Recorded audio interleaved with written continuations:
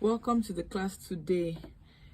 Today we are going to be dealing with operating the sewing machine. How can we operate this sewing machine?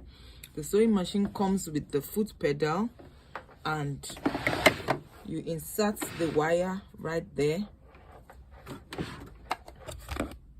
You insert the wire into it and turn on, you plug it. It comes with two.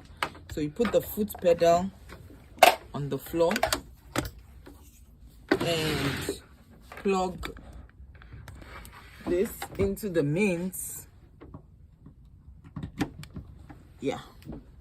So once you do that, you turn on the light.